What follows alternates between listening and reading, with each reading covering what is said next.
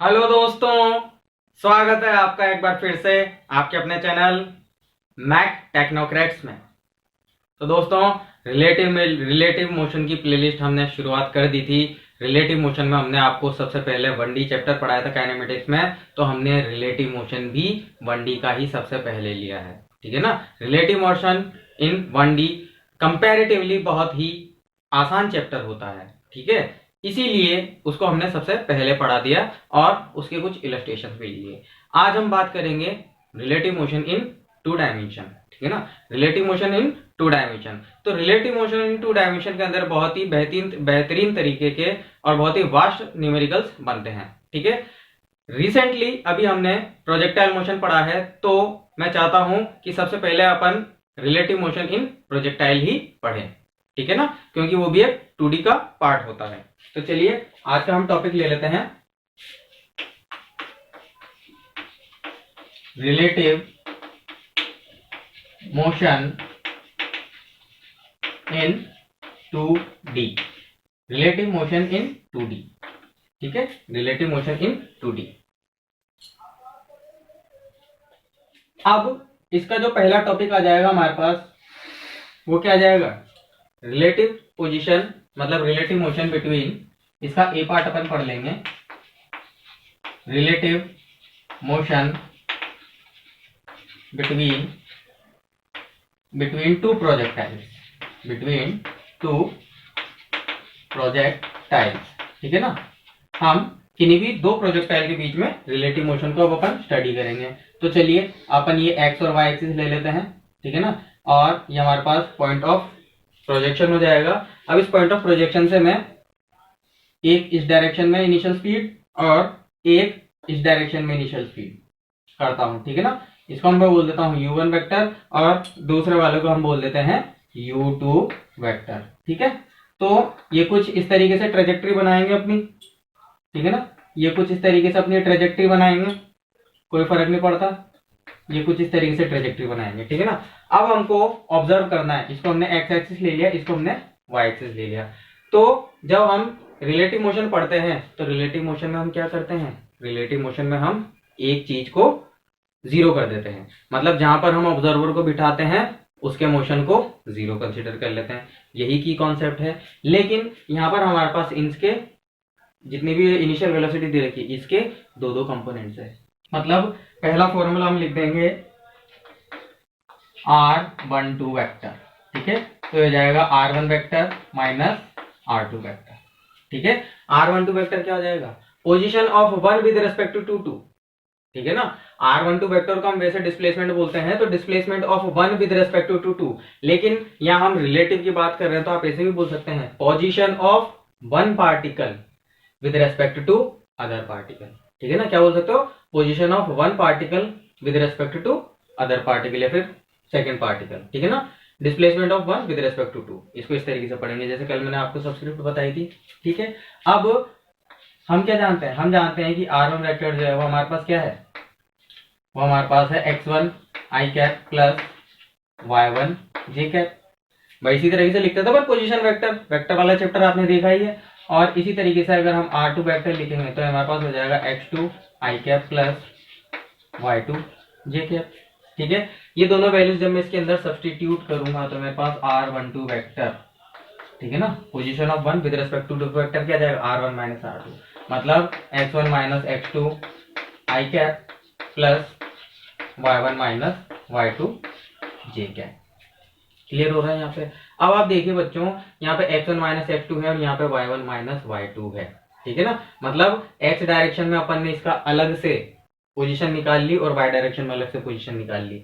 इसका मतलब क्या है? इसका मतलब है x कंपोनेंट, मतलब x component of x displacement of one with respect to 2, और इसका मतलब है y displacement of one with respect to 2। है ना, हमने 2D मोशन के दो कंपोनेंट्स बना दिए, तो हमने अलग अलग डिस्प्लेसमेंट निकाल ली, x डायरेक्शन में अलग और y डायरेक्शन में अलग। ठीक है, अब स्टूडेंट्स देखिए, अब हम आगे बात करेंगे सेकंड वाले पार्ट की। तो हमारे पास हो जाएगा v12 velocity of one with respect to 2, velocity of one with respect to 2। तो इसको अपन क्या लिख देंगे? Velocity of one vector minus velocity of two vector. ठीक है, अब इसको हम क्या लिख सकते हैं, वेलोसिटी ऑफ वन, तो v1 vx रिलेशंस लिख लेते हैं, ठीक है ना। अब acceleration of one with respect to two, ठीक है। तो पहले के ऊपर कितना एक्सीलरेशन लग रहा है, इसको अपन लिख देंगे a1 माइनस a2, ठीक है। पहले के ऊपर कितना एक्सीलरेशन लग रहा है, minus of G. Minus of G क्यों, क्योंकि हमने ये क्वाड्रेंट प्लस लिया, ये डायरेक्शन प्लस और ये डायरेक्शन प्लस, ठीक है। तो माइनस जी, ये क्या हो जाएगा आई कैप, उसके बाद माइनस a2, a2 के ऊपर कितना एक्सीलरेशन लग रहा है, उसमें भी उतना ही लग रहा है जे कैप। तो ये ओवरऑल हमारे पास कितना आ जाएगा, जीरो। ओवरऑल कितना आ जाएगा, जीरो। क्यों, क्योंकि दोनों पार्टिकल अलग अलग प्रोजेक्टाइल पाथ फॉलो कर रहे हैं, लेकिन दोनों के ऊपर एक्सेलरेशन सेम है ना, इसलिए सेम क्वांटिटी रिलेटिव में जीरो हो जाती है। तो देखो एक्सेलरेशन कितना आ गया, जीरो आ गया। अब हम बात करते हैं एक्सेलरेशन जीरो आ गया तो इन टर्म्स की और इन टर्म्स की, ठीक है ना। रिलेटिव एक्सेलरेशन जीरो होता है।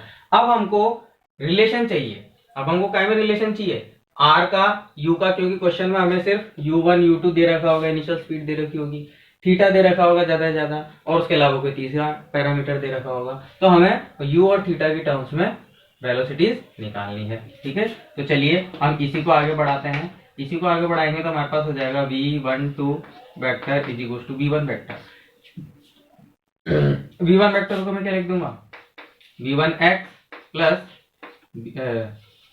v1x I cap plus v1y J cap, minus v2 को मैं लिख दूंगा v2x I cap plus v2y J cap, ठीक है। तो यहाँ पे आई वाले कंपोनेंट अगर अपन एक साथ ऐड कर लेंगे तो v12 हमारे पास कितना आ जाएगा, v12 हमारे पास आ जाएगा v1x minus v2x I cap plus then after यहाँ पे कितना है हमारे पास v1y माइनस v2y, और ये हो जाएगा हमारे पास जे कैप। तो इससे हमें क्या पता चला, इससे हमें पता चला कि delta vx I cap plus delta vy J cap, ये पता चला हमें। मतलब आपके velocity of first component with respect to two, velocity of first projectile with respect to two, X direction में, है ना। मतलब X component of velocity of projectile number 1 with respect to projectile number 2। इसी तरीके से ये y component of velocity of projectile 1 with respect to projectile number 2।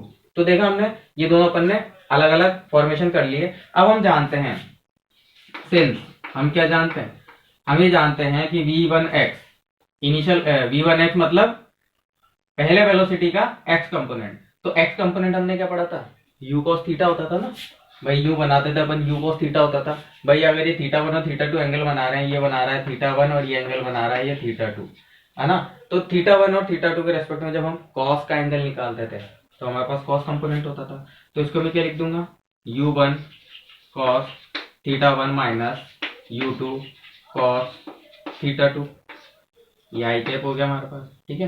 Plus इसी तरीके से v1y, तो v1y हमारे पास क्या हो जाएगा, y कंपोनेंट, क्या हो जाएगा y कंपोनेंट। तो y कंपोनेंट हमारे पास कैसा आ जाएगा, u1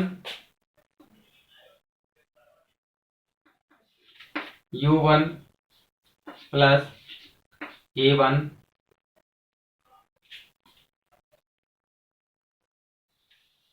u1 माइनस gt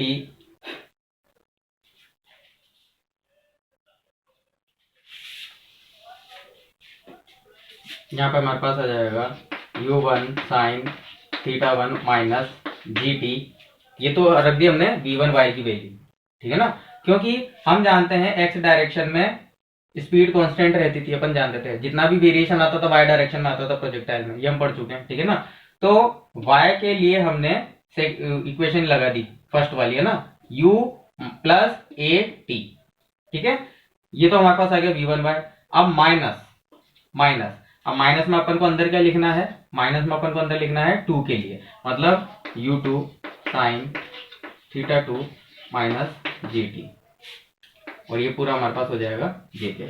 तो बच्चों जब आप इसको पूरा सॉल्व करेंगे तो देखिए ये माइनस gt है और ये minus into minus plus gt हो जाएगा, तो माइनस gt से प्लस gt कैंसिल हो जाएंगे। तो आप थोड़ा सा इस चीज का ध्यान रखना, हमारे पास अंदर जो एक्सप्रेशन बचेगा वो क्या बचेगा, वो कुछ इस तरीके से बचेगा। तो v12 vector is equals to u1 cos theta 1 minus u2 cos theta 2 u2 cos theta 2 I cap. Then after the next thing remaining u1 sin theta 1 minus u2 sin theta 2, ठीक है ना। तो ये हमारे पास आ जाएगा u1 sin theta 1 minus u2 sin theta 2। तो ये हमारे पास वेलोसिटी का रिलेशन आ जाता है, ठीक है ना। मतलब ये है हमारे पास रिलेटिव वेलोसिटी का x कंपोनेंट, ये क्या है x कंपोनेंट में रिलेटिव वेलोसिटी, और ये क्या है y कंपोनेंट में रिलेटिव वेलोसिटी।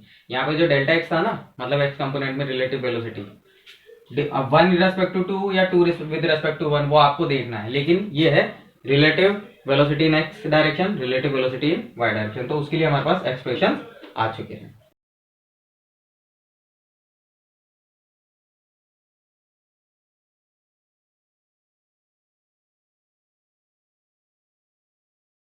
अब स्टूडेंट्स इस इक्वेशन को आप ध्यान से देखेंगे तो इसके अंदर कहीं पर टी की टर्म आ रही है क्या?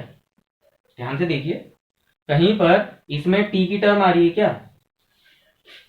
टी की टर्म मतलब अगर इसमें टी की टर्म आ जाती तो हमारे पास जो वेलोसिटी होती, रिलेटिव वेलोसिटी होती, वो वेरिएबल होती ना। लेकिन इसमें टी की टर्म नहीं आ रही है, तो इसका मतलब क्या हो जाएगा? इसका मतलब हो जाएगा कि v12 वेक्टर जो होता है relative velocity of one with respect to two is equals to constant। देखो बिल्कुल कांस्टेंट आ रहा है, ठीक है ना, ये बिल्कुल कांस्टेंट आ रहा है। इसका मतलब क्या होता है? It means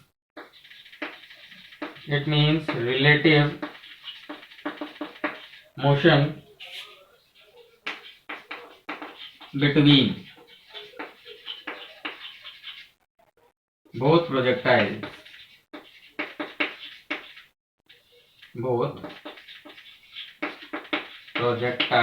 relative motion between both projectiles is a straight line, ठीक है। इसका मतलब क्या हुआ? इसका मतलब स्टूडेंट्स ये हुआ कि आप इन दोनों प्रोजेक्टाइल में से किसी भी एक प्रोजेक्टाइल पर बैठ जाओ, मतलब एक प्रोजेक्टाइल पर आप ऑब्जर्वर को बिठा दो और दूसरे प्रोजेक्टाइल के मोशन को ऑब्जर्व करो, ठीक है। तो ऑब्जर्वर को क्या दिखेगा? ऑब्जर्वर को दूसरा प्रोजेक्टाइल या तो स्ट्रेट लाइन में दूर जाता हुआ दिखेगा या स्ट्रेट लाइन में पास आता हुआ दिखेगा। आ रही बात समझ में? या तो वो दूर जाता हुआ दिखेगा या पास आता हुआ दिखेगा, जरूरी नहीं है इसी डायरेक्शन में, या तो वो दूर जाता हुआ दिखेगा या फिर वो पास आता हुआ दिखेगा। क्लियर है? समझ रहे हो ना बात? तो वो एक स्ट्रेट लाइन में चलता हुआ दिखेगा मैं दूसरा प्रोजेक्टाइल रिलेटिव मोशन में, ठीक है ना। और ग्राउंड के रेस्पेक्ट में तो अपन पैराबोलिक पाथ बनाते ही हैं, लेकिन अगर क्वेश्चन आ जाए कि किस तरीके से एक ऑब्जर्वर को दूसरा प्रोजेक्टाइल महसूस होएगा रिलेटिव मोशन में, तो उसका जवाब हो जाता है स्ट्रेट लाइन, ठीक है स्टूडेंट्स। अब हम अगर r12 निकालना चाहते हैं तो हम लिख देते हैं r12 vector is equals to, हमारे पास आ जाएगा v12 इंटू टी। मतलब अगर आप रिलेटिव पोजीशन निकालना चाहते हैं किसी t टाइम पर, तो आप v12 की वैल्यू को रख के r12 निकाल सकते हैं, और v12 हमने यहाँ पर देख रखा है बिल्कुल अच्छे से, ठीक है स्टूडेंट्स। तो r1 r2 के लिए हमको ज्यादा परेशान होने की जरूरत नहीं है, v1 v2 के साथ हमारा रिलेशन होता है। अब चलिए इसमें अपन केसेस पढ़ लेते हैं। नंबर 1 केस फर्स्ट, इस फॉर्मूले में देखिए कि ये क्या है, ये x डायरेक्शन में रिलेटिव वेलोसिटी है। अगर मैं x डायरेक्शन में रिलेटिव वेलोसिटी को 0 कर दूं, ठीक है ना, अगर मैं x डायरेक्शन में रिलेटिव वेलोसिटी को 0 कर दूं तो रिलेटिव वेलोसिटी मेरे को कहां दिखेगी? y डायरेक्शन में, ठीक है। रिलेटिव वेलोसिटी मेरे को कहां दिखेगी? y डायरेक्शन में। अब देखिए मैं करके बताता हूं आपको कि डेल्टा vx इक्वल टू 0, तो इसका मतलब क्या हो जाएगा? इसका मतलब हो जाएगा ये वाला ब्रैकेट 0 और ये वाला ब्रैकेट 0 हो जाएगा, तो हम लिख सकते हैं u1 cos theta 1 equal to u2 cos theta 2, है ना। मतलब पहले प्रोजेक्टाइल की इनिशियल स्पीड का x कंपोनेंट दूसरे प्रोजेक्टाइल की इनिशियल स्पीड के x कंपोनेंट के बराबर है। आ रही बात समझ में? तो इसका मतलब क्या है? इसका मतलब यह है कि दोनों एक साथ एक ही वर्टिकल लाइन पे दिखेंगे, मतलब एक यहां होगा, एक यहां होगा, एक यहां होगा, एक यहां होगा, ठीक है ना। मतलब दोनों इस तरीके से मूव करेंगे। मैं यहां अलग से बना ही देता हूं, ठीक है ना, कोई दिक्कत वाली बात नहीं है, अलग से अपन यहां बना ही देते हैं। जैसे पहले की ट्रेजेक्ट्री ये है, ठीक है, दूसरे की ट्रेजेक्ट्री ये है, तो वो दोनों एक वर्टिकल लाइन पे दिखेंगे। वो दोनों कहाँ दिखेंगे? एक वर्टिकल लाइन पे, एक यहां दिखेगा और एक यहां दिखेगा। इसका मतलब क्या हुआ? इसका मतलब ये हुआ कि दोनों एक्स डायरेक्शन में सेम वेलोसिटी से चल रहे हैं। ये देखो ना, दोनों की इनिशियल वेलोसिटी एक्स डायरेक्शन में सेम है, और इनिशियल वेलोसिटी तो लास्ट तक सेम रहती है। इनिशियल वेलोसिटी तो लास्ट तक सेम रहती है, तो ये दोनों इस लाइन, हमेशा वर्टिकल लाइन पे ही चलेंगे। इसका मतलब क्या होगा? इनका ये जो एक्स डिस्टेंस है दोनों का एक साथ ही बढ़ेगा, है ना। इसका मतलब दोनों के बीच में रिलेटिव मोशन कैसा होगा? Straight line. दोनों के बीच में रिलेटिव मोशन कैसा होगा? Straight line. ठीक है, तो हम यहां पे लिख देते हैं। तो इससे कंक्लूजन ये क्या हो जाएगा? कंक्लूजन ये हो जाएगा कि relative motion between 1 and 2 is a vertical line,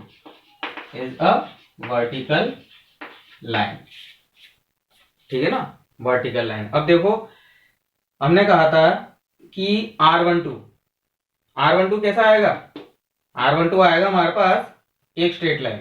मतलब ये जो R12 पोजीशन वेक्टर है, ये एक वेक्टर एक स्ट्रेट लाइन है, तो उस स्ट्रेट लाइन की इक्वेशन हमें वहां से इस तरीके से मिल जाएगी। तो स्ट्रेट लाइन कैसे मिलेगी? वर्टिकल। तो ये तो था हमारे पास जनरल केस कि दो प्रोजेक्टाइल्स का मोशन, दो प्रोजेक्टाइल का रिलेटिव मोशन कांस्टेंट होता है, ठीक है ना, और एक के रेस्पेक्ट में दूसरे को अगर देखेंगे तो स्ट्रेट लाइन में मूवमेंट कर सकता हो। तो वो स्ट्रेट लाइन हॉरिजॉन्टल भी हो सकती थी, वर्टिकल भी हो सकती थी। तो ये वर्टिकल वाला केस है। ये क्या है? ये वर्टिकल वाला केस। अगर मैं इसको 1 बोलूं और मैं इसको 2 बोलूं, ठीक है, अगर मैं इसको 1 बोलूं तो इसको मैं 2 बोलूं, तो एक डायरेक्शन आप इधर देखिए, ये वाली, ठीक है ना, 1 से लेके 2 तक। तो ये क्या हो जाएगा? Displacement of 2 with respect to 1।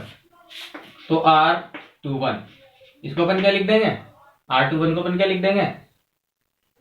Displacement of 1 with respect to, displacement of 2 with respect to 1, displacement of 2 with respect to 1 ऊपर की तरफ आ रहा है, ठीक है।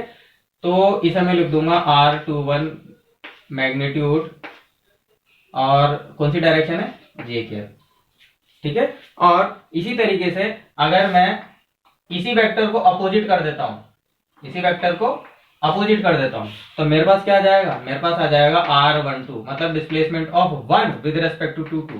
तो ये कितना आ जाएगा? R12 वेक्टर, और जे के की जगह हमारे पास आ जाएगा -j के। कुछ आ रही बात समझ में? तो वेक्टर नोटेशन में आप इसको इस तरीके से लिख सकते हैं। मतलब हमें स्ट्रेट लाइन मिलेगी वर्टिकल, या तो अपवर्ड या फिर डाउनवर्ड, डिपेंड करता है कि आपने ऑब्जर्वर को कहां बिठाया है। ठीक है स्टूडेंट्स, चलिए नेक्स्ट केस डिस्कवर करते हैं।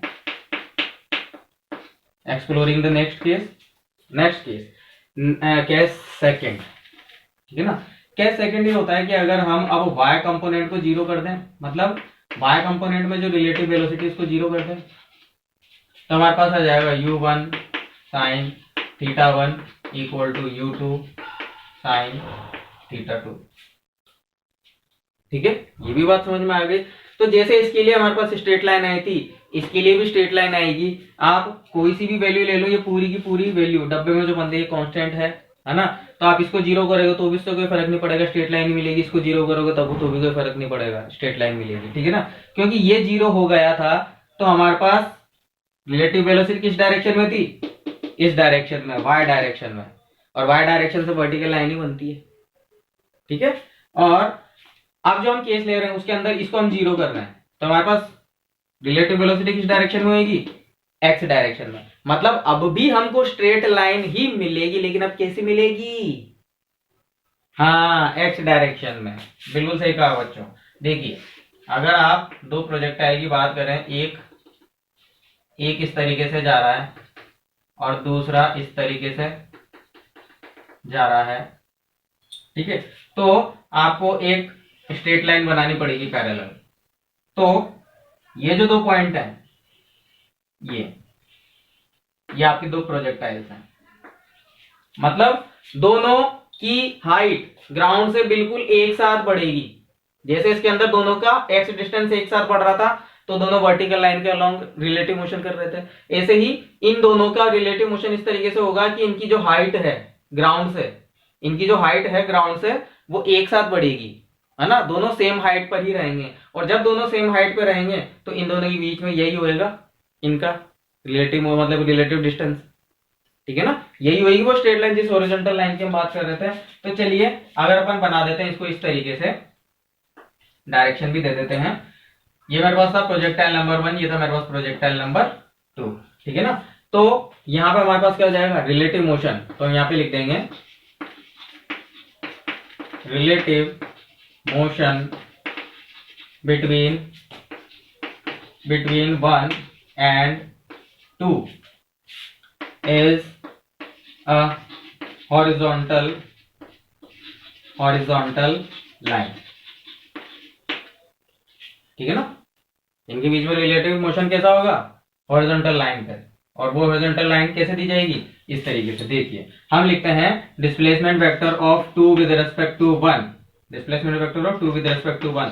तो displacement vector of 2 with respect to 1 का मैग्नीट्यूड और डायरेक्शन हो जाएगी आई कैप, है ना। अगर हम इसको एक्स और इसको वाई ले रहे हैं तो इधर भी हमने इसको एक्स लिया था, इसको वाई लिया था, ठीक है। एंड और अगर अपन दूसरी बात करें, दूसरी बात क्या, दूसरी बात ये हो जाएगी कि अगर मैं इसी वेक्टर को उल्टा कर देता हूं अपोजिट डायरेक्शन में, मैग्नीट्यूड सेम रहे बिना, ठीक है ना, तो अब हम किसका डिस्प्लेसमेंट देखना है, 2 डिस्प्लेसमेंट ऑफ 1, ये 1 2 है बच्चों, ये हमारे पास 1 2 है, ये हमारे पास 1 2 है, ये हमारे पास 1 2 है ना, आई कैप में।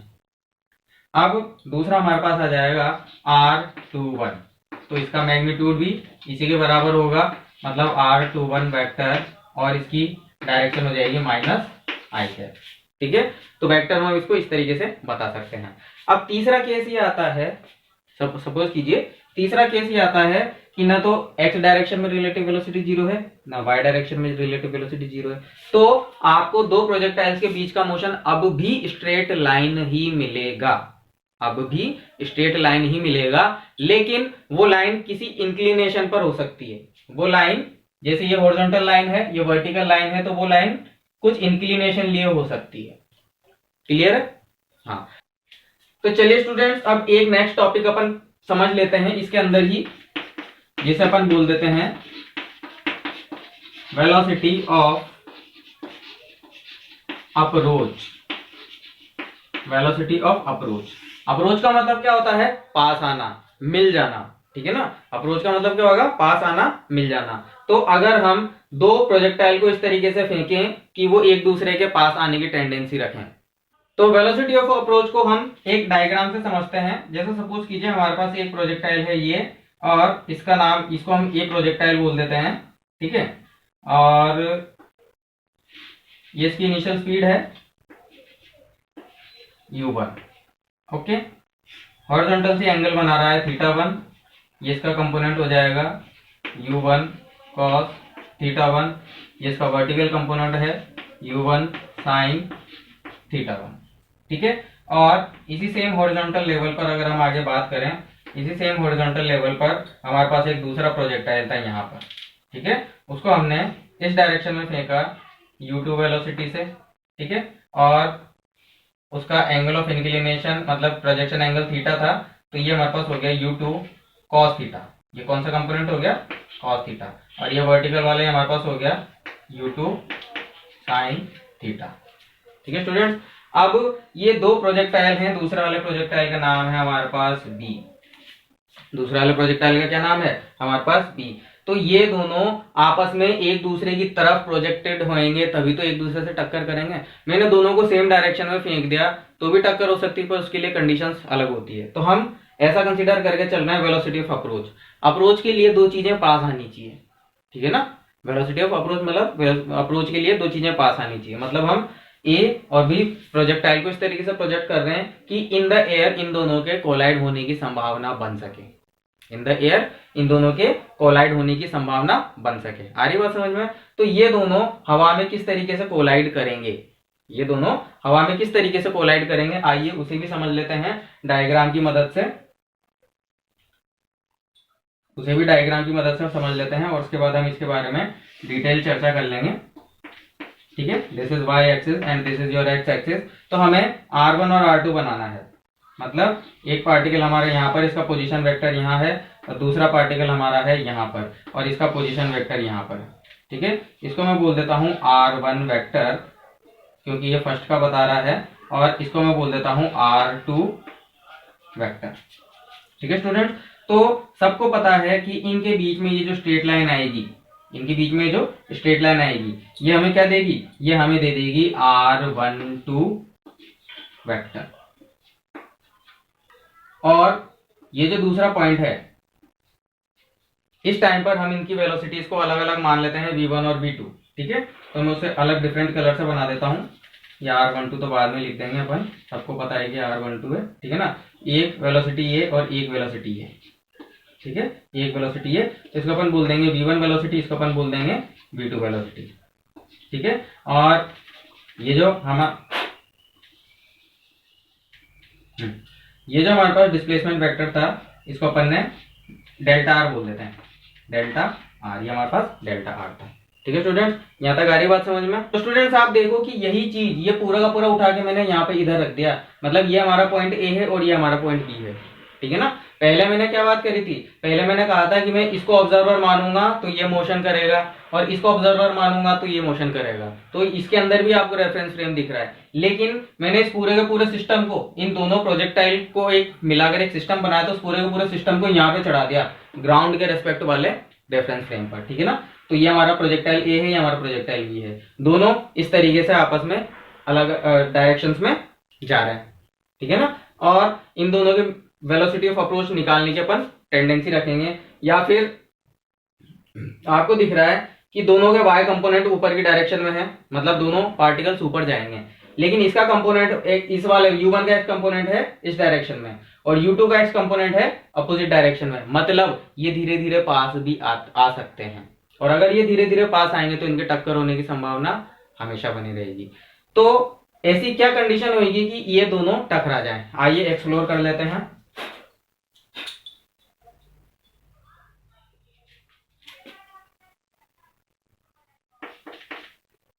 फॉर कोलिजन, कोलिजन होने के लिए हमारे पास जो कंडीशन है वो ये होनी चाहिए कि V12 is equal to negative of R12 cap. ठीक है, ये हमारे पास कोलिजन की कंडीशन हो गई। अब देखिए, इसको ध्यान से समझना बच्चों ना, यही कंडीशन है, इसको दूसरे तरीके से भी लिख के आपको बता सकते हैं, आपको इसको ध्यान से समझना है, या फिर मैं थोड़ा सा और अलग से लिख देता हूं, फॉर कोलिजन। ठीक है ना, यहाँ पर अपन लिख देते हैं फॉर कोलिजन। अब कोलिजन के लिए हमारे पास क्या कंडीशन थी? कोलिजन के लिए हमारे पास कंडीशन थी कि velocity of 2 with respect to 1 vector is equal to minus of R12 cap. ठीक है ना, कैप मतलब यूनिट वेक्टर। तो ये कंडीशन आपको याद रखनी है, और इस कंडीशन को अब अपन इसके ऊपर अप्लाई कर देते हैं। ठीक है ना, अब V21 क्या है? Velocity of 2 with respect to 1। V21 क्या है? Velocity of 2 with respect to 1। तो 1 को हमने रुका हुआ मान लिया, 1 को हमने रुका हुआ मान लिया। ठीक है ना, तो 1 को जब हमने रुका हुआ मान लिया, तो ये अब 1 के पास इस तरफ मोशन करेगा, भाई रिलेटिव मोशन स्ट्रेट लाइन के अलोंग ही होएगा ना। तो अब आपका जो पार्टिकल उसका एक्स कंपोनेंट इस लाइन के अलोंग चलेगा। ठीक है, तो ये वाला वेक्टर किसके बराबर होना चाहिए? ये वाला वेक्टर किसकी डायरेक्शन में होना चाहिए? Minus R12। R12 मतलब displacement vector of 1 with respect to 2, मतलब displacement vector of 1 with respect to 2, मतलब इस डायरेक्शन में। ठीक है, कहने का मतलब ये है, इनकी डायरेक्शन में बना रहा हूं, इनके नीचे velocity of 2 with respect to 1। तो velocity of 2 with respect to 1 तो आ जाएगी इस डायरेक्शन में, ये इस तरीके से। ठीक है ना, और displacement of 1 with respect to 2, displacement of 1, इसका डिस्प्लेसमेंट विद रेस्पेक्ट टू 2 इसके कारण, तो वो अपोजिट डायरेक्शन में आ जाएगा। ठीक है, velocity of 2 with respect to 1, हाँ उसके अपोजिट डायरेक्शन में है ना। तो R12 की वैल्यू दोबारा से सुनना, R12 displacement of 1 with respect to 2, displacement of 1 with respect to 2, तो अपोजिट डायरेक्शन आ जाएगी, इसके रेस्पेक्ट में कहां है? ये। तो अपोजिट डायरेक्शन आ जाएगी, उसको अपन जब माइनस से मल्टीप्लाई कर देंगे तो वापस डायरेक्शन पॉजिटिव हो जाएगी, तो इसकी डायरेक्शन आ जाएगी इधर। आ रही बात समझ में? आ रही बात समझ में? कहने का मतलब यह है कि अगर अपन इसको वेलोसिटी ऑफ अप्रोच मान लें कि भाई इस वेलोसिटी से वो अप्रोच कर रहे हैं, पास पास आ रहे हैं टकराने के लिए, इस रिलेटिव वेलोसिटी से, ये 2 1 लिखा हुआ है ना, तो ये रिलेटिव वेलोसिटी है, तो इस वेलोसिटी से वो अप्रोच कर रहे हैं, तो उसकी डायरेक्शन ये डिस्प्लेसमेंट के अपोजिट होनी चाहिए, उसकी डायरेक्शन डिस्प्लेसमेंट के अपोजिट होनी चाहिए। ठीक है, मतलब आप मेरे सामने बैठे हैं 5 मीटर दूर, है ना, आप मेरे सामने बैठे हैं 5 मीटर दूर, तो डिस्प्लेसमेंट की डायरेक्शन क्या हो गई, ये वाली मेरे सामने, है ना, और अब आप मेरी तरफ आ रहे हैं मुझसे टकराने के लिए, तो आप इस डायरेक्शन के अपोजिट तो चल रहे हो। तो यही चीज मैंने यहाँ पे आपको कॉन्सेप्ट से समझाई है इस डायग्राम के थ्रू। आ रही बात समझ में? कभी कभी अपन इसको इस तरीके से भी लिख सकते हैं, ये यूनिट वेक्टर्स हैं अपने पास, है ना, ये दोनों यूनिट वेक्टर, मतलब हमने सिर्फ डायरेक्शन को एनालाइज किया है, मतलब इसकी डायरेक्शन और इसकी डायरेक्शन आपस में अपोजिट होगी, तभी वेलोसिटी ऑफ अप्रोच इन दोनों को टकराएगा, तो ये भी यूनिट वेक्टर है। तो यूनिट वेक्टर को हम किस तरीके से लिख सकते हैं, this vector divided by v2 vector minus v1 vector equal to, और इसको हम लिख देंगे माइनस टाइम्स ऑफ, या फिर माइनस को अगर अपन अंदर मल्टीप्लाई कर देंगे तो हमारे पास आ जाएगा r1 vector minus r2 vector divided bye mod of r1 vector minus r2 vector. ठीक है, तो ये हमारे पास कोलिजन की कंडीशन आ गई, ये हमारे पास क्या आ गई, कोलिजन की कंडीशन। अगर आपको दो प्रोजेक्टाइल दे रखे हैं, ठीक है ना, जिनकी स्पीड u1 u2 या फिर v1 v2 है वेक्टर फॉर्म में, और आपको उनके लोकेशंस भी दे रखे हैं वेक्टर फॉर्म में, या फिर आप वेक्टर फॉर्म में कन्वर्ट कर सकते हो, तो अगर ये कंडीशन सेटिस्फाई होती है तो वो दोनों आपस में क्या करेंगे, टक्कर करेंगे। ठीक है स्टूडेंट्स, वेलोसिटी ऑफ अप्रोच वाला कॉन्सेप्ट अभी चालू रहेगा, कंटिन्यू रहेगा, तो आप एक बार इसका स्क्रीनशॉट लीजिए, फिर हम आगे बात करते हैं।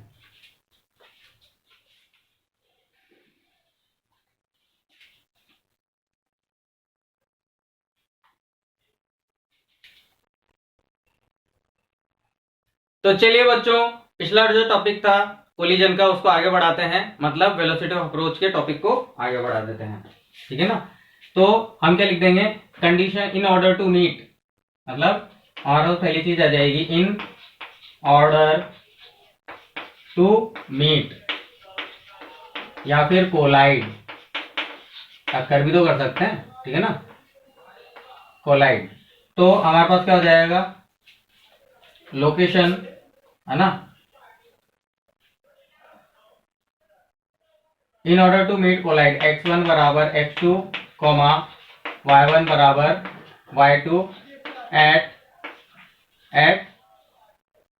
Certain instant, at certain instant. ठीक है, मतलब समझ में आया कुछ? बोले कि नहीं सर, तो कहा गया है हम 2D मोशन की बात कर रहे हैं XY प्लेन में, तो दोनों पार्टिकल, दोनों जो प्रोजेक्टाइल हैं उनके x लोकेशन सेम होने चाहिए, दोनों प्रोजेक्टाइल के y लोकेशन सेम होने चाहिए, किसी एक निश्चित समय पर, किसी एक फिक्स निश्चित समय पर दोनों के x लोकेशन और y लोकेशन सेम होनी चाहिए, मतलब दोनों जब टक्कर करेंगे तो वो एक पॉइंट पर आके मिलेंगे तभी तो टक्कर होगी ना। ठीक है ना, तो ये पहली कंडीशन है दोनों के लिए। ठीक है, दूसरी कंडीशन हमारे पास क्या हो जाएगी, दूसरी कंडीशन हमारे पास हो जाएगी y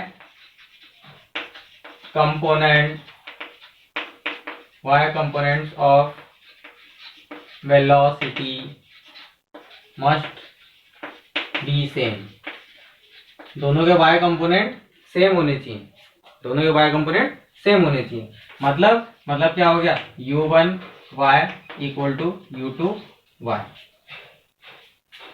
ये दोनों सेम होने चाहिए।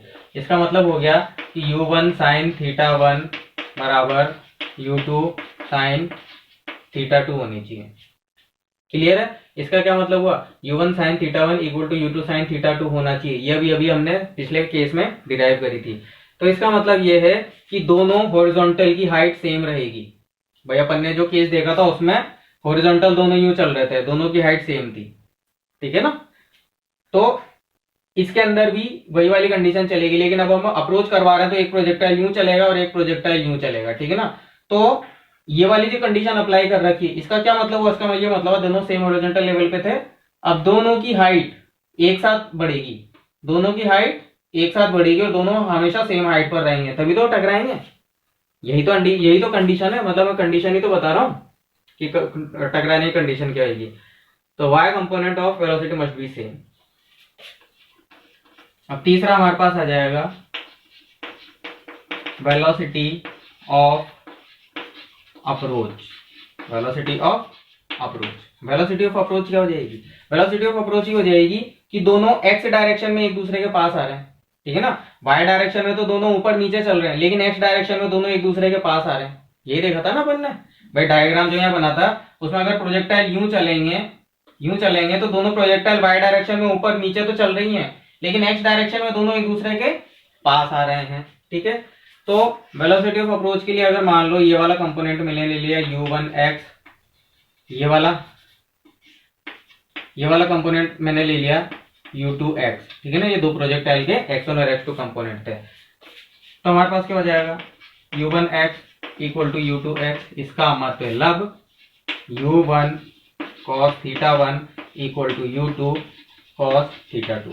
बोलेगी ये कंडीशन भी अभी अपन ने पढ़ी है, क्या पढ़ी है, ये कंडीशन भी अपन ने पढ़ी है। लेकिन यहाँ पे हम एक चीज ध्यान रखना भूल गए, और वो ध्यान रखने वाली बात ये थी,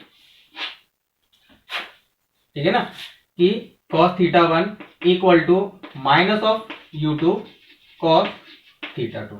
यहाँ पे माइनस क्यों लगाया है, क्योंकि अगर हम रेफरेंस फ्रेम ए से ले लेते हैं x डायरेक्शन में, अगर हम x डायरेक्शन में रेफरेंस फ्रेम ए से ले लेते हैं, ये ऑब्जर्वर, ये प्लस डायरेक्शन, ये माइनस डायरेक्शन, तो उस रेफरेंस फ्रेम के अकॉर्डिंग ये प्लस आएगा और ये माइनस आएगा। तो दोनों के x कंपोनेंट हमने क्या कर दिए, बराबर कर दिए क्या।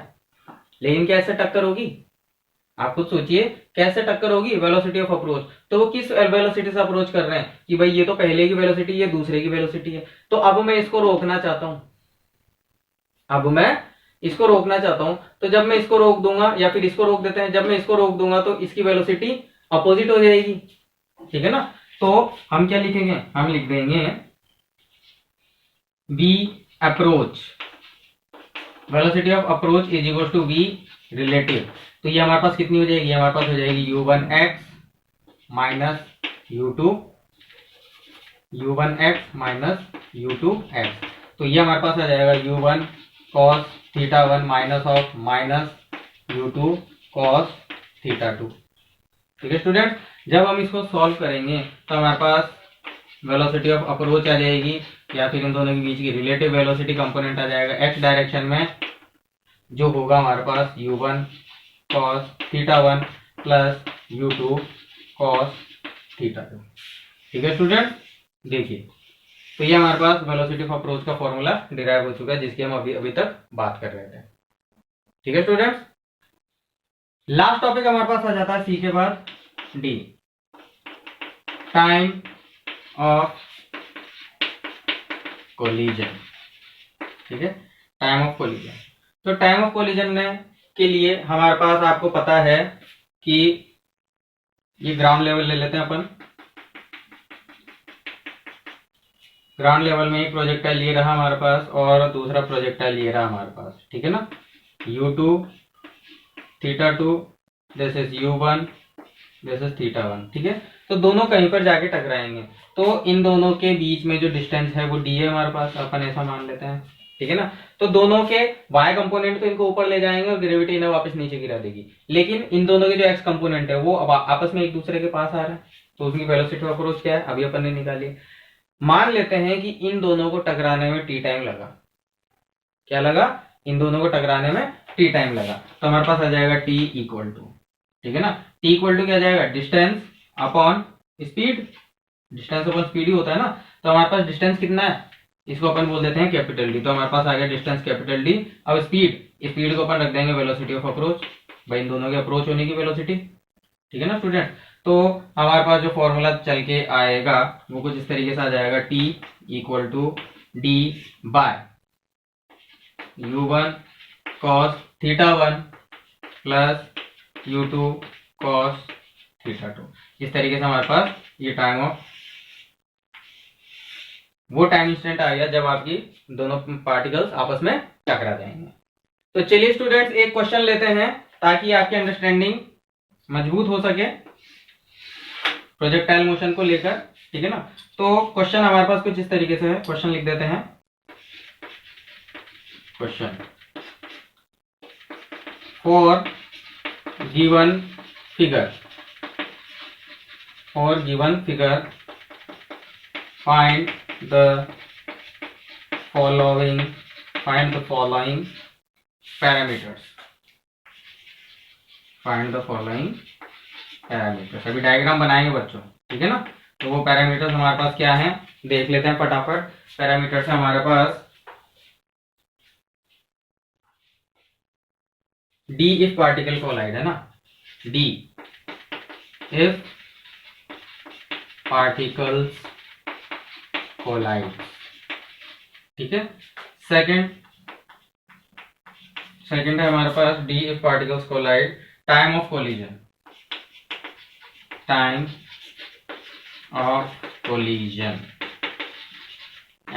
the next one is coordinates of collision,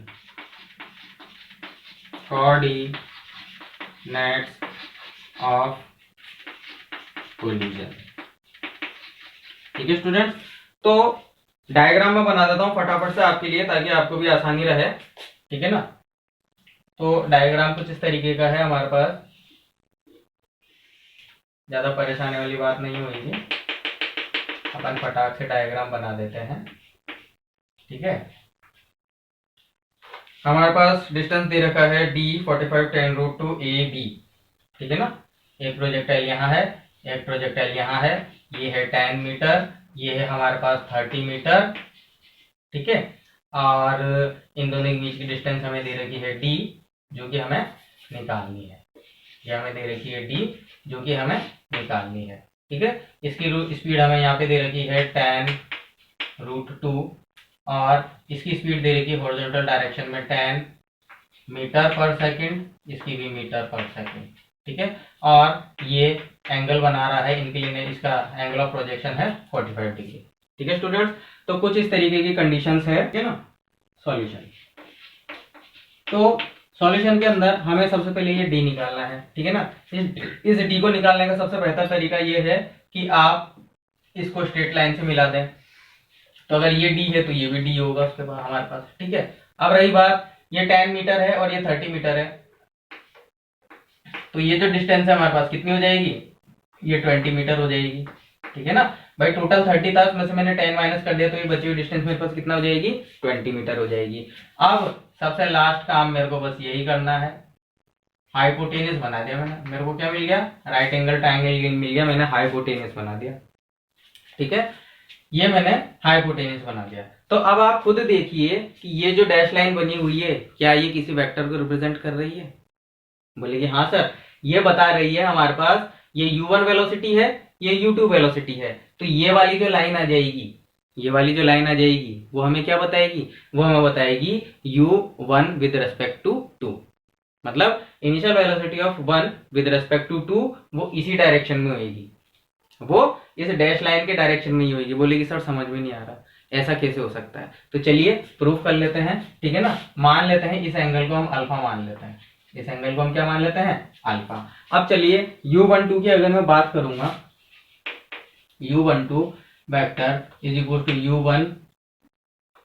u1x minus u2x i cap plus u1y minus u2y j cap, यही होगा। अब आप देखिए, अब जब हम इनके कंपोनेंट निकालेंगे तो 10√2, तो 10√2 का x कंपोनेंट इधर आ जाएगा, कितना हो जाएगा 10, और 10√2 का एक कंपोनेंट इधर आ जाएगा, ये कितना हो जाएगा, ये हो जाएगा 10। क्लियर है, बात क्लियर है यहाँ तक, बोलेगी हाँ। इस वाले की अगर अपन बात करें तो इसके पास सिर्फ x कंपोनेंट है जो कि नेगेटिव डायरेक्शन में है ना, y कंपोनेंट इसका 0 है, इसका y कंपोनेंट 0 है, क्योंकि हॉरिजॉन्टल प्रोजेक्शन में y कंपोनेंट 0 होता है, मैंने आपको वेक्टर्स में पढ़ा रखा था। तो इसके अपन ने दोनों कंपोनेंट निकाल दिए और इसका अपन ने x कंपोनेंट ही इसके पास है ना, y कंपोनेंट बाद में आएगा, लेकिन हम इनिशियल वेलोसिटी की बात कर रहे हैं, initial velocity in y direction. तो इसके पास y कंपोनेंट 0 है। ठीक है, तो चलिए जब हम इसकी वैल्यू रखेंगे तो u12 वेक्टर u1x मतलब पहले पार्टिकल का x डायरेक्शन में कंपोनेंट कितना है 10, तो लिख देते हैं 10। फिर क्या आ रहा है माइनस, फिर u2x दूसरे पार्टिकल का x डायरेक्शन में कंपोनेंट कितना है 10, नहीं -10। यहाँ पे -10 रखना पड़ेगा बच्चों, क्योंकि आप जानते हो डायरेक्शन अपोजिट हो चुकी है। समझ रहे हो ना, बार बार रेफरेंस फ्रेम बनाने की जरूरत नहीं है, डायरेक्शन इसकी अब इधर अपोजिट हो चुकी है। तो ये हमारे पास आ गया 10 - 10 आई कैप। ओके, प्लस अब हम u1y की बात करें, मतलब पहले पार्टिकल का y कंपोनेंट कितना है 10, तो हमारे पास आ गया 10। उसके बाद माइनस u2y, इसके पास कोई y कंपोनेंट है क्या u2y नहीं, इसके पास y कंपोनेंट नहीं है, तो उसकी वैल्यू हो जाएगी 0। यह आ गया जैकेट। तो जब आप u12 को सॉल्व करेंगे तो u12 vector is equal to 10 और 10 20 आई कैप प्लस ये हो जाएगा 10 जे कैप। क्या हो गया 20 आई कैप 10 जे कैप। मतलब इनिशियल वेलोसिटी वेक्टर का जो मतलब relative initial velocity vector x direction में कितना चला 20 और y डायरेक्शन में कितना चला 10। ठीक है ना, आ रही बात समझ में। मतलब आपका जो इनिशियल वेलोसिटी वेक्टर है वो x डायरेक्शन में चला 20 और y डायरेक्शन में चला 10। अब हम बात करते, इसको इक्वेशन नंबर ए बोल देते हैं। ठीक है ना, इसको इक्वेशन नंबर ए बोल देते हैं। तो हम यहाँ पे लिख देते हैं बाय ज्योमेट्री।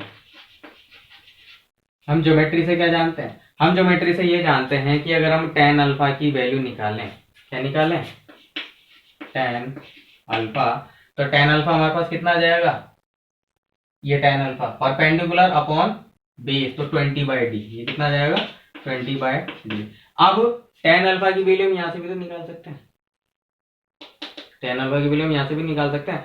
कहने का मतलब ये है कि u12 क्या होता है हमारे पास x डायरेक्शन में इनिशियल वेलोसिटी का कंपोनेंट, तो x डायरेक्शन में कितना 20 और y डायरेक्शन में कितना 10। ठीक है ना, x डायरेक्शन में 20 और y डायरेक्शन में 10। तो हम इसको tan अल्फा लिखेंगे तो tan कितना हो जाएगा हमारे पास, यहां से देखते हैं बच्चों दोबारा ना, बाय ज्योमेट्री हम जानते हैं tan अल्फा, ये जो अल्फा एंगल है 20/d मतलब परपेंडिकुलर अपॉन बेस 20/d। लेकिन अगर हम इसकी बात करें तो tan अल्फा किसके बराबर हो जाएगा, u12 का y component divided by u12 का x कंपोनेंट, इसी के बराबर हो जाएगा। और ये कंपोनेंट दोनों हमारे पास यहाँ पर है, तो अपन इसको क्या लिख देंगे 10/20। तो जब मैं इसको और इसको इन दोनों को सॉल्व करूंगा, जब मैं इसको और इसको आपस में सॉल्व करूंगा तो मेरे पास d की वैल्यू कितनी आ जाएगी बच्चों, मेरे पास d की वैल्यू आ जाएगी 40 मीटर। तो ये हमारा आंसर हो गया, मतलब दोनों बिल्डिंग्स के बीच की डिस्टेंस कितनी है 40 मीटर। ठीक है स्टूडेंट्स, सेकंड हमसे क्या पूछा गया था, सेकंड हमसे पूछा गया था the particle collide time of collision. तो टाइम ऑफ कोलिजन अभी अभी अपन ने निकाला था कि टाइम ऑफ कोलिजन हमारे पास होता था d/u1x माइनस प्लस u2x, यही पढ़ा था। तो d कितना है 40 डिवाइडेड बाय u1x, पहले वाले का x कंपोनेंट कितना है 10 प्लस u2x बाद वाले का x कंपोनेंट कितना है वो भी 10, तो 20, तो t इक्वल टू 2 सेकेंड, मतलब ये दूसरा आंसर आ गया कि 2 सेकंड पर हमारा पार्टिकल आपस में टकरा जाएंगे। ठीक है स्टूडेंट, तो students t equal to 2 second हमारे पास आ चुका है। तीसरी चीज उन्होंने हमसे पूछी है कोऑर्डिनेट्स ऑफ कोलिजन, है ना। तो अब हम कोऑर्डिनेट के लिए रिलेटिव लगाने की जरूरत नहीं है, लगा भी सकते हैं। तो आप किसी भी एक पार्टिकल को लेंगे, उसके लिए t इक्वल टू 2 सेकंड पर x लोकेशन और t इक्वल टू 2 सेकंड पर y लोकेशन निकाल लेंगे। ठीक है, क्योंकि दोनों टकराएंगे तो एक ही जगह पे, तो दूसरी पार्टिकल की निकालो या पहली पार्टिकल निकालो, बात सेम है। तो हम बात कर देते हैं by second equation for a, ठीक है ना। सेकेंड इक्वेशन ए के लिए लगाएंगे तो s x of a equal to u1x into t plus 1/2 a1x into t square. ठीक है, तो देखिए s1x ये तो हमें निकालना है, तो इसका अपन बोल देंगे x of a equal to x of 1 equal to u1x, x component u1 का कितना है 10, तो ये हो जाएगा 10 इंटू टी, टी कितना था 2, तो हमारे पास आ जाएगा x1 बराबर 20 मीटर। मतलब यहां से 20 मीटर आगे टकराएंगे वो, मतलब इस पूरे के बीचों बीच में टकराएंगे। ये पहली चीज हो गई, ठीक है ना। And by second equation for a के लिए हमने सेकेंड इक्वेशन भी लगा दी, तो वही हमारे पास हो जाएगा, इसको अपन बोल देंगे y a equal to u y 1t plus 1/2 a y 1t square. तो चलिए वैल्यू रख देते हैं। तो y1 a by a1 is equal to u1 by, तो u sine theta 1, u1 by की वैल्यू कितनी थी 10, ये रहा 10 इंटू t की वैल्यू थी 2 माइनस 1/2 ay की वैल्यू g होती है ना, तो g इंटू टी स्क्वायर, ये हो जाएगा 2 का स्क्वायर। ठीक है, तो हमारे पास कितना आ जाएगा 1/2 इंटू 10, 1/2 इंटू 10 इंटू 2 का स्क्वायर। तो जब आप यहां से देखेंगे तो हमारे पास y1 a कितना आ जाएगा 0। So coordinates of collision, so coordinates of collision are x comma y, मतलब x a comma y a equal to x b comma y b equal to 20 comma 0।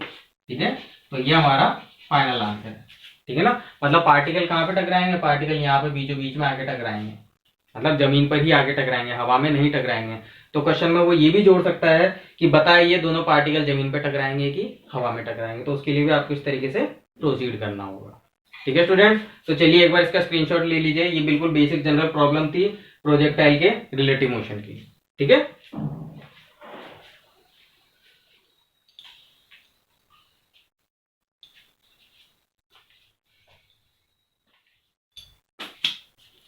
तो मेरे प्यारे बच्चों, इसी तरीके से आज हमने प्रोजेक्टाइल के रिलेटिव मोशन पढ़ा है। इससे रिलेटेड न्यूमेरिकल हम अगर कुछ होगा या फिर कुछ आगे बच रहा होगा तो उसे अपन देखेंगे, और अगर नहीं बच रहा होगा तो रिलेटिव मोशन के कारवा को आगे बढ़ाएंगे। आगे हमारे पास 2 डायमेंशन में अभी और बहुत सारे प्रॉब्लम्स, बहुत सारे केसेस, न सिर्फ प्रोजेक्टाइल मोशन, और भी बहुत सारे टॉपिक्स हैं जिनके ऊपर हमको रिलेटिविटी एक्सप्लेन करनी है। ठीक है स्टूडेंट्स, तो इस चैनल का कंटेंट अगर आपको पसंद आया हो, मेरा चैनल आपको अच्छा लगता हो, आपको फिजिक्स समझ में आती हो, तो प्लीज इस चैनल को लाइक, शेयर और सब्सक्राइब जरूर कीजिए। तो मिलते हैं दोस्तों अगले लेक्चर में, जब तक के लिए थैंक यू।